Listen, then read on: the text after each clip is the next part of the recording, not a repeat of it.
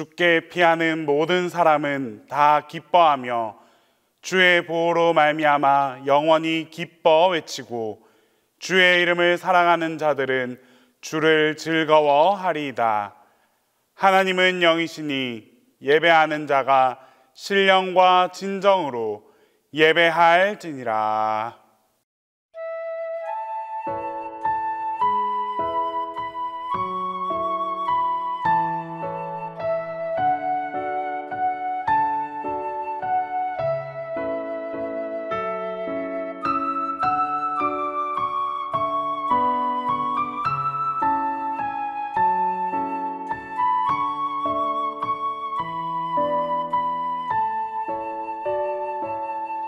빛나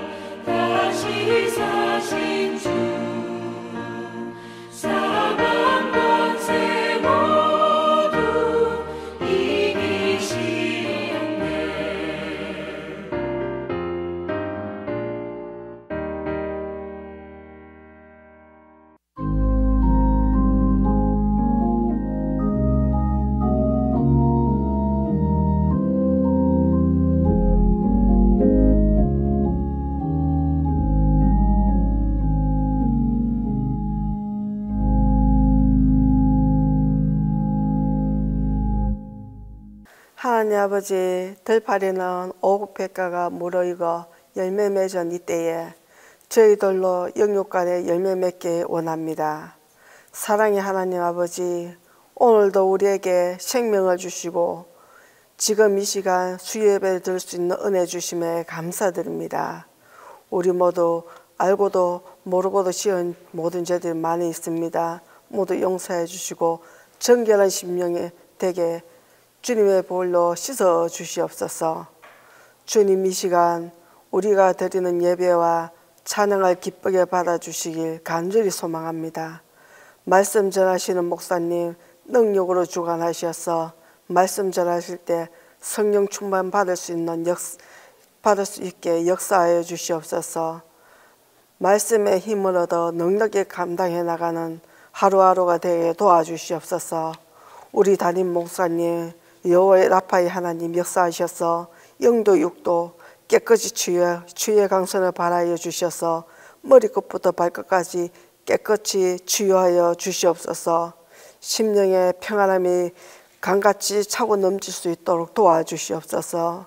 하나님 아버지, 우리 삶 가운데 주님의 인도하심을 구합니다. 우리가 처한 모든 상황 속에서 주님의 뜻이 이루어지길 기도하며 우리의 약함과 부족함 속에서도 주님께서 일하심을 믿습니다. 우리의 마음이 정결하게 하시고 주님 앞에 겸손한 믿음 될 수 있도록 도와주시옵소서. 목사님과 교육자들 성령과 지혜와 능력을 부어주셔서 각자 맡은 자리에서 모든 것을 넉넉히 감당해 나가실 수 있도록 도와주시옵소서. 건강도 지켜주시옵고 예배를 마치는 이 시간까지 성령께서 주관하셔서 은혜로운 예배 되게 도와주시옵소서. 감사와 찬양을 드리며 예수님 이름으로 기도드립니다. 아멘.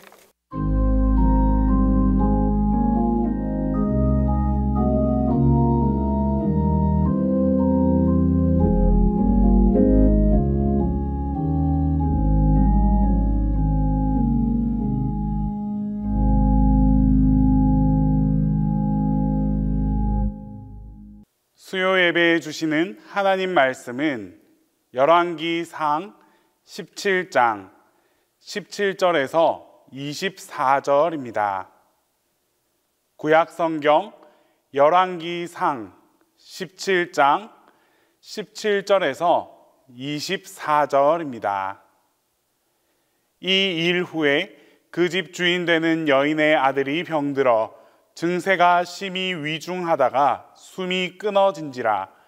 여인이 엘리야에게 이르되 하나님의 사람이여, 당신이 나와 더불어 무슨 상관이 있기로 내 죄를 생각나게 하고 또 내 아들을 죽게 하려고 내게 오셨나이까.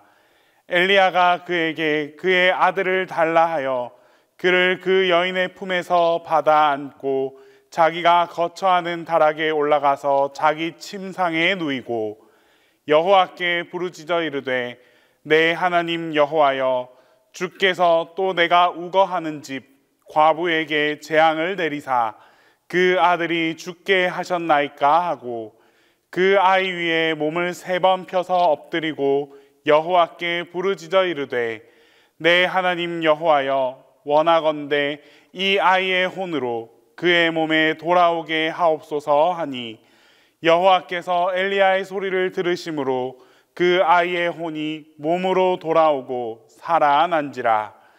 엘리야가 그 아이를 안고 다락에서 방으로 내려가서 그의 어머니에게 주며 이르되 보라, 내 아들이 살아났느니라. 여인이 엘리야에게 이르되 내가 이제야 당신은 하나님의 사람이시오, 당신의 입에 있는 여호와의 말씀이 진실한 줄 아노라 하니라.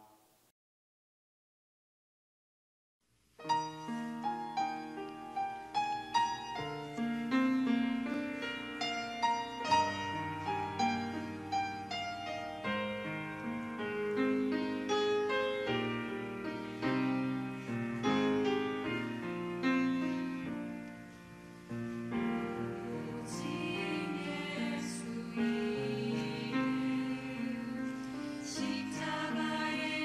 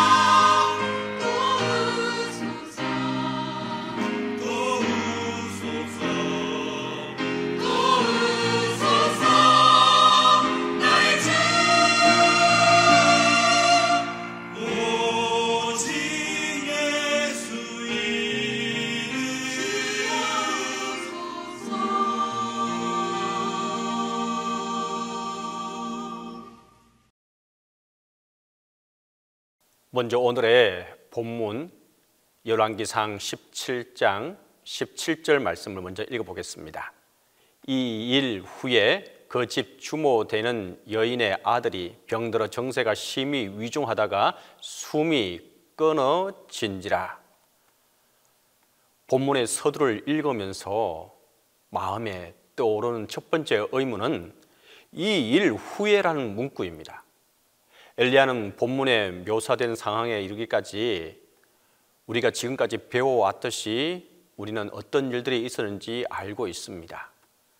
먼저 하나님은 엘리야에게 아합 왕 앞에서 기근이 있을 것이라고 담대하게 말하게 하셨습니다.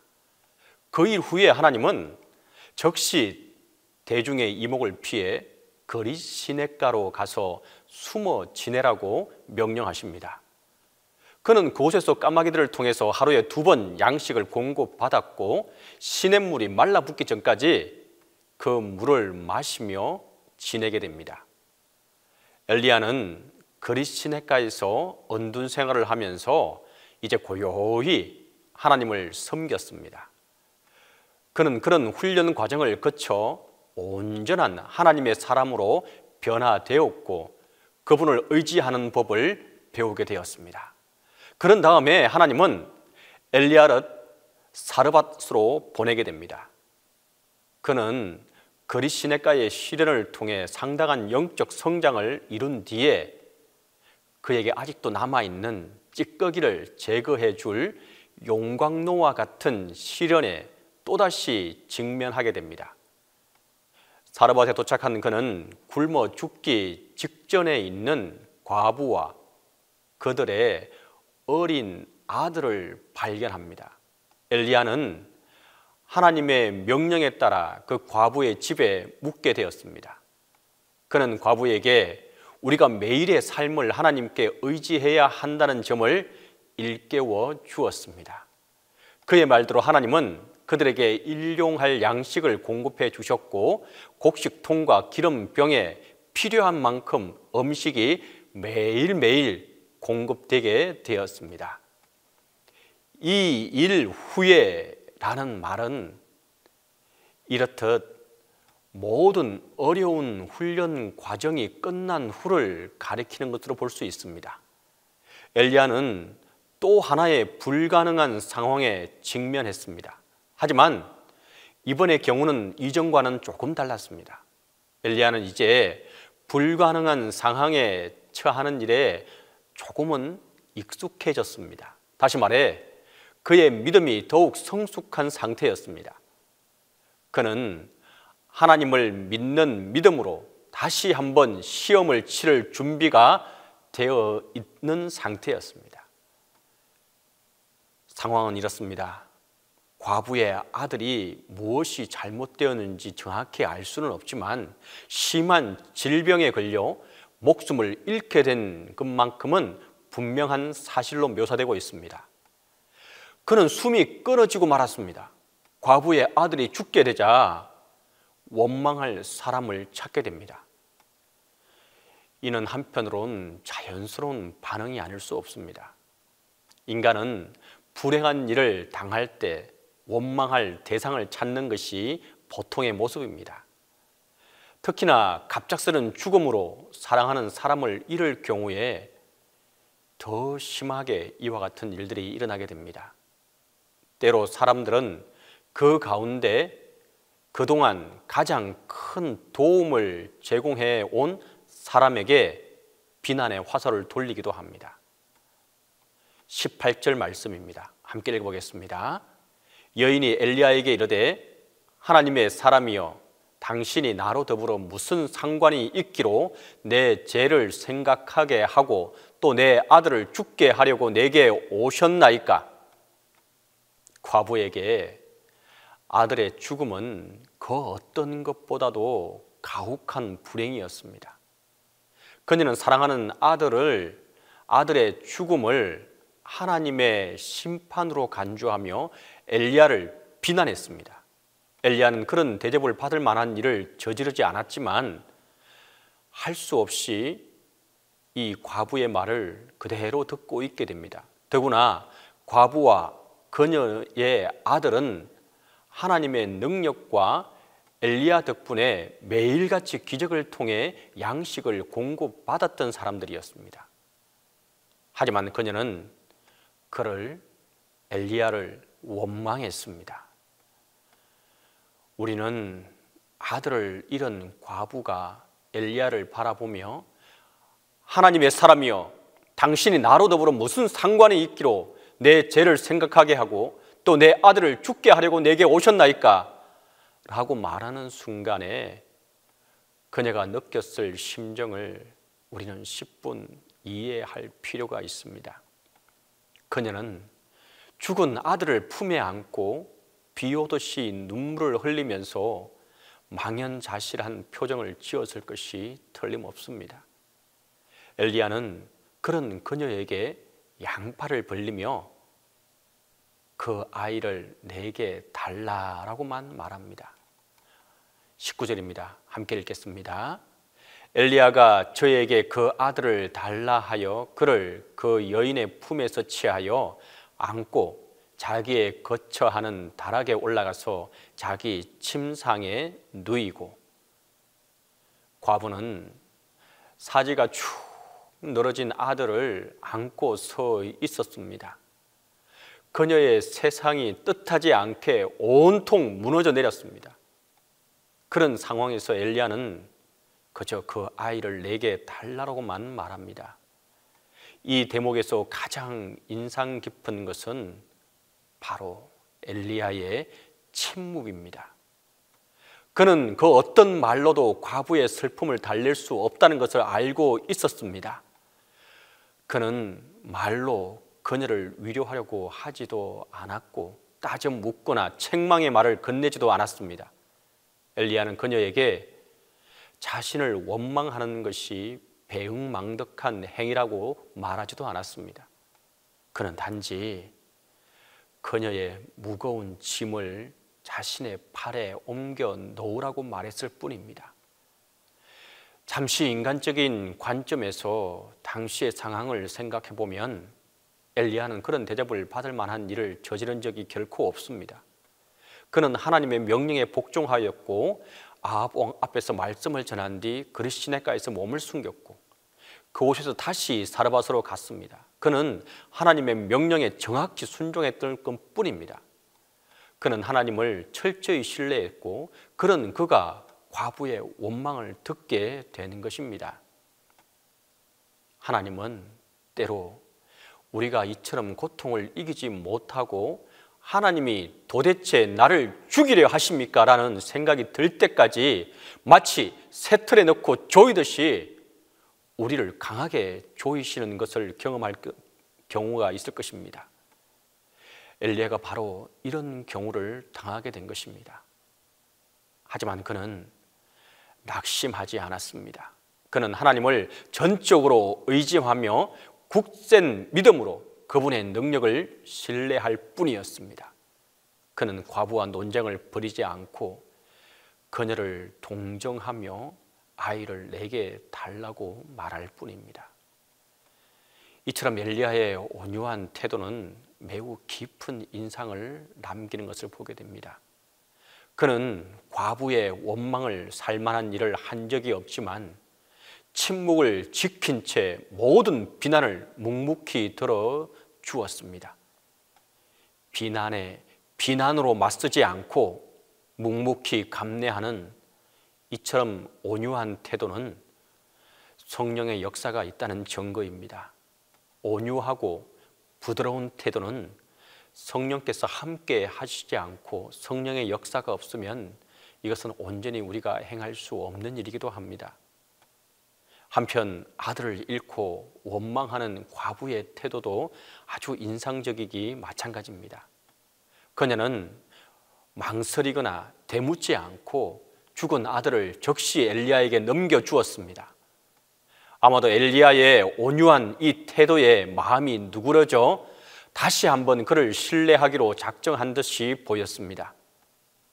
하나님의 사람 엘리야는 조용히 자신이 거처하는 다락으로 걸어 올라갑니다. 그는 그곳에서 매일 몇 시간씩, 때로는 며칠씩 무릎을 꿇고 기도하며 하나님을 섬겼을 것이 틀림없습니다. 그는 그리시네가에서 홀로 지내는 동안 그와 같은 습관을 형성했을 것입니다.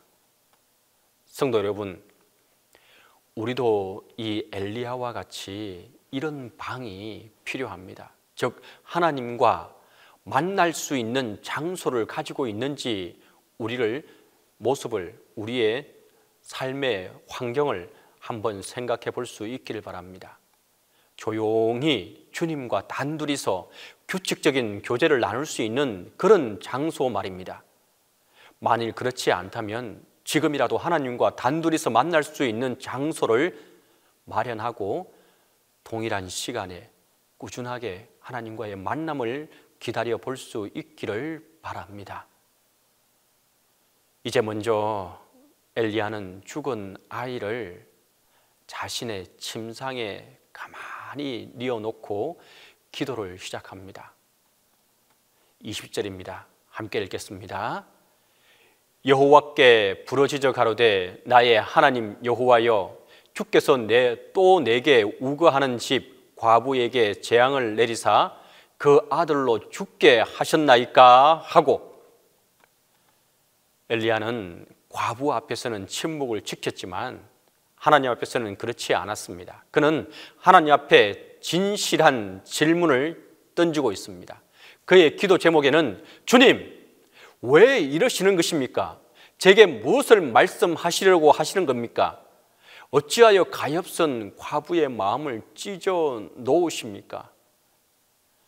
저는 주님께 복종했습니다. 주님을 충실히 섬겼습니다. 과부에게도 주님을 섬기라고 권유했지 않습니까? 그런데 왜 이런 재앙을 내리십니까? 제가 감당하기 어려운 상황입니다. 제 힘으로 극복할 수 있는 방법이 없습니다.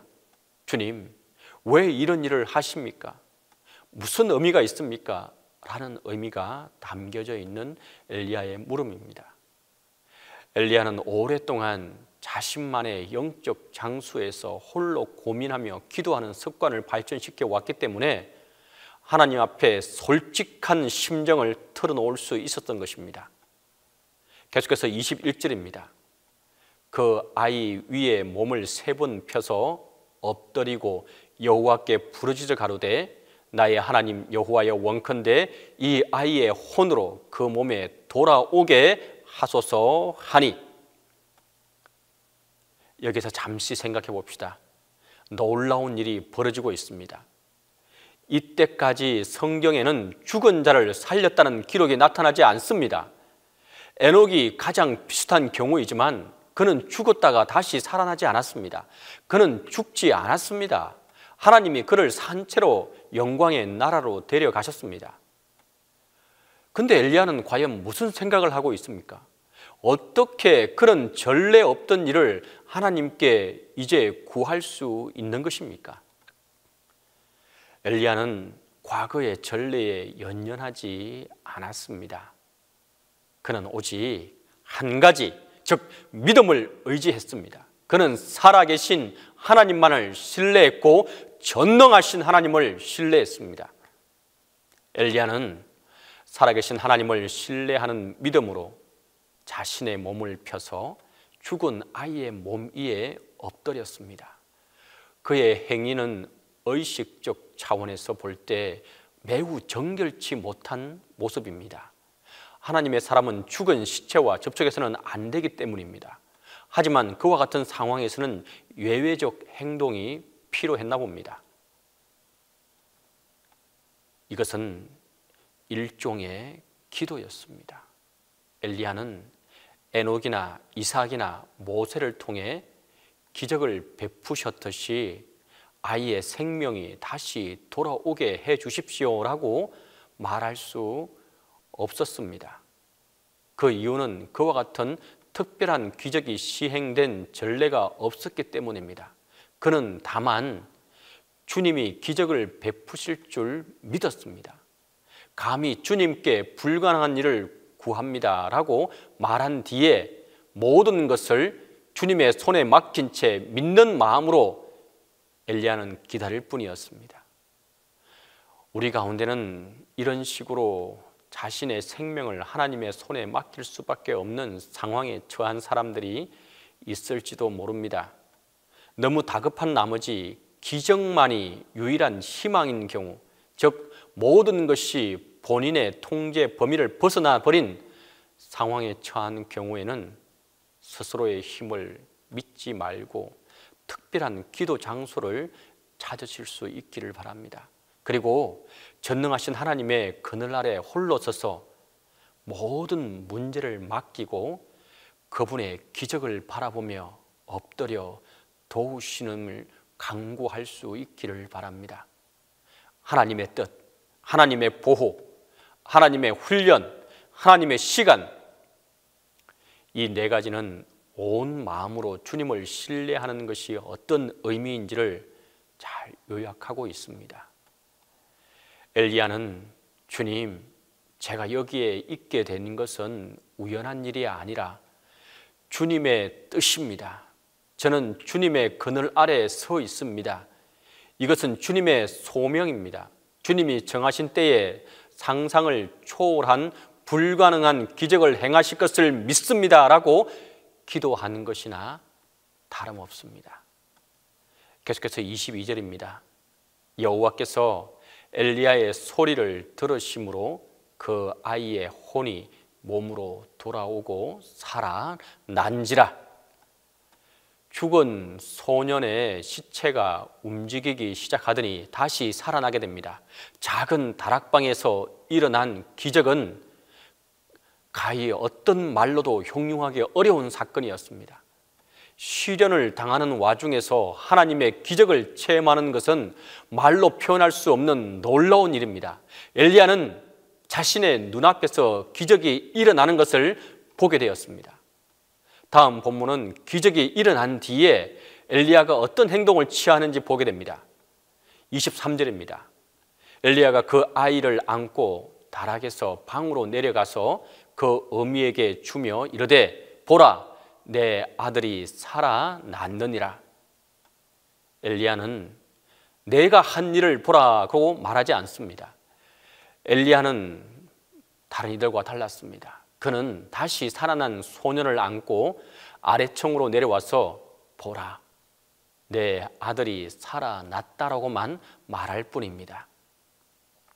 엘리야는 과부가 하나님이 행하신 놀라운 기적을 보고 자신이 아니라 그 분을, 하나님을 바라보기를 원했습니다. 그러면 어떤 결과가 나타났을까요? 아래 성경을 다시 읽어보겠습니다. 24절입니다. 여인이 엘리야에게 이르되 내가 이제야 당신은 하나님의 사람이시오 당신의 입에 있는 여호와의 말씀이 진실한 줄 아노라 하니라. 다시 살아난 아들을 안아든 과부는 엘리야가 아니라 하나님을 바라보게 됩니다. 그녀의 말은 엘리야야, 나는 당신이 여러 가지 방법으로 하늘에 계신 하나님을 증거하고 그분에 대해 말해온 것을 들어왔습니다. 하지만 이 기적을 보고 비로소 당신이 말하는 것들이 진리임을 깨닫게 되었습니다라는 의미를 담고 있습니다. 하나님의 사람이 되기를 원한다면 엘리야처럼 불가능한 상황을 믿음으로 극복하려는 자세가 반드시 필요합니다. 경건한 삶을 통해 세상에 선한 영향력을 미치기를 원한다면 전능하신 하나님의 능력을 의지하여 온갖 역경과 시련을 극복하고 스스로의 힘으로 통제할 수 없는 상황을 이겨 나아가야 합니다. 엘리야의 하나님이 곧 우리의 하나님이십니다. 그분은 불가능한 일을 가능케 하시는 하나님이십니다. 하나님은 결코 인간으로서는 할 수 없는 일을 하시는 분이십니다. 엘리야는 충만하고 침착한 태도로 불가능한 상황에 맞서서 바로 섰습니다. 그는 어떤 경우에도 자제심과 또 온유함, 믿음과 겸손함을 잊지 않았습니다. 서두에서 말한 대로 엘리야는 위대한 업적을 이룬 신앙의 영웅이었지만 항상 겸손의 본을 보여왔습니다. 우리에게도 그런 신앙 인격이 있는지 세심하게 살펴볼 수 있기를 바랍니다. 필요한 덕성을 갖추게 해달라고 주님께 기도할 수 있기를 바랍니다. 우리의 삶에는 깨어지고 상처난 것과 같은 것들이 존재하기 마련입니다. 또한 텅 빈 껍질처럼 알맹이를 갖추지 못한 인격, 오랫동안 버리지 못한 고질적인 습관들, 스스로를 옮아매는 좁은 시야, 크고 작은 성가신 문제와 분노, 폭력, 욕정, 탐욕, 불만족, 이기심, 교만 등이 우리를 옥죄고 우리에게 존재하는 것을 보게 됩니다. 이런 문제들을 하나님 앞에 내어놓고 그분의 능력을 의지하여 기적과도 같은 변화가 일어나기를 우리가 간구할 수 있기를 바랍니다. 하나님의 능력을 의심하지 말기 바랍니다. 그분은 전능하신 하나님, 즉 무한한 능력을 지니신 분이십니다. 그분이 극복하지 못할 위협적 장애물이나 그분이 제압하지 못할 사나운 원수나 그분이 뒤집지 못할 완고한 운명이나 그분이 변화시키지 못할 강팍한 사람은 없습니다. 엘리야는 전능하신 하나님을 믿었기 때문에 죽음 앞에서도 절망하지 않았습니다. 그는 그리 시냇가에 숨어 지내면서 믿음의 본질을 깨달았고 또한 사르밧에서 훈련을 통해 그와 같은 깨달음을 더욱 발전시킬 수 있는 기회를 가졌습니다. 우리 또한 시련의 훈련이 왔을 때 믿음의 눈으로 전능하신 하나님을 바라보고 기도하면서 승리할 수 있기를 바랍니다. 이와 같이 하는 자에게 하나님의 기적이, 하나님의 능력이 함께하게 될 것입니다. 우리 함께 기도하겠습니다. 사랑과 은혜가 많으시고 좋으신 아버지 하나님, 은혜와 사랑을 감사하고 감사합니다. 하나님, 우리에게 시련이 오고 우리의 눈으로 불가능해 보이는 것들이 닥칠 때가 있습니다. 하지만 하나님, 우리가 바로 이때의 엘리야의 믿음을 기억하여서 그 불가능한 것을 하나님을 믿음으로 온전히 이겨낼 수 있도록, 또한 승리해 나갈 수 있도록 하나님만이 이 모든 일들을 해결해 주실 거라는 걸 믿고 나아가는 우리의 삶이 되게 도와주시옵소서. 어떠한 어려움과 힘든 일이 닥쳐온다 할지라도 두려워하거나 떨거나 좌절하지 않게 하시고 담대함으로, 온유함으로 그것을 받아들이고 이겨나갈 수 있는 우리의 믿음의 신앙이 되게 도와주시옵소서. 늘 항상 함께해 주실 것을 믿고 예수님의 이름으로 기도합니다.